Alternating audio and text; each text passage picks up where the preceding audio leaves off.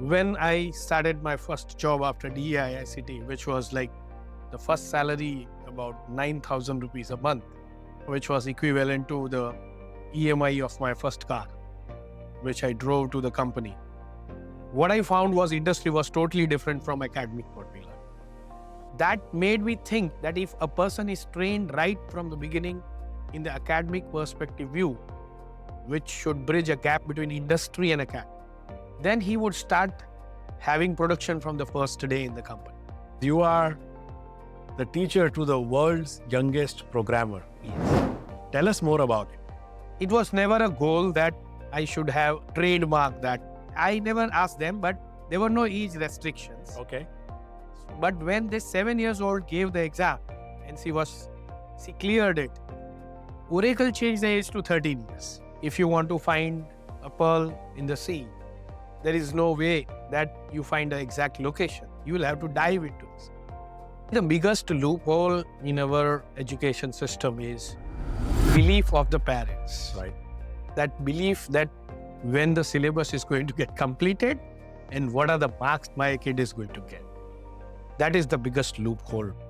The kid which was trying to go onto the WhatsApp for the entire night, rather they were programming entire night and by 12 midnight they were submitting.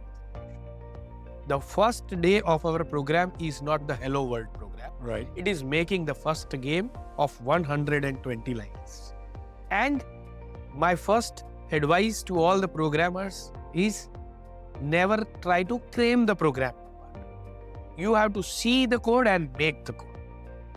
If I have a TT room but no one is playing, then it doesn't make sense. If I have the best classroom but the best guru is missing, then it doesn't make sense. There are a lot of gaps when we talk about the Indian system has. The first gap is teachers should not be by need, it should be by passion. Even if the tree is grown, we drop the water on the roots. Right. So roots should be developed. And it always takes time for a big tree to grow. If you start teaching your kids at 5 how to walk, then coding is like walking. Coding is like eating food. AI is not going to replace you. One who thinks that something is going to replace humans are the people who are not knowledgeable, right? Necessity is the mother of invention. That is really true. So I always did deficit planning in my life. I assumed that I will be earning 5 lakhs after a year.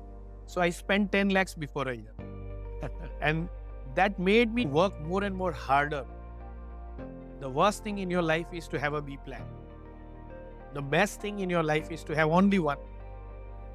You should be the richest person of the society, but you should think if the richest person is surrounded by the poorer, he will not be able to lead a good life.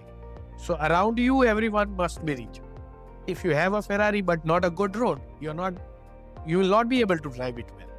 So that thought process, that if surrounding people are not abled or not educated, we will not have a right society to live in. Parents are not supposed to improve the performance of students. They are supposed to love the kids. Right. Teachers are one who should focus on improving their performance. I believe there is no first chapter for learning swimming, right? Nobody can just take a pillow and a book and just start learning swimming out of that. You will have to go to the water, and the first lesson is dive yourself into the water.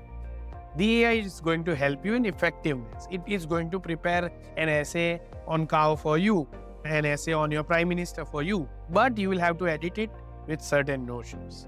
AI is always artificial intelligence, it's not a natural intelligence. So you should understand the word artificial, that it's limited. And it will always be limited. So patience is one of the most important things which I have developed. Secondly, what I have learned or what I have been taught from what I do is happiness, right? So if you get happiness out of what you are doing, you are inspired to do more things. Many people plan things. I will work 5 years. I will enjoy next 5 years. Then I will pray for the next 5 years. and then I'll die. Don't plan such things. Pray every day, laugh every day, eat every day, enjoy every day, hard work every day, and roam every day. So if you want to go to Singapore, your situation should be you can book ticket at night and go to Singapore early morning.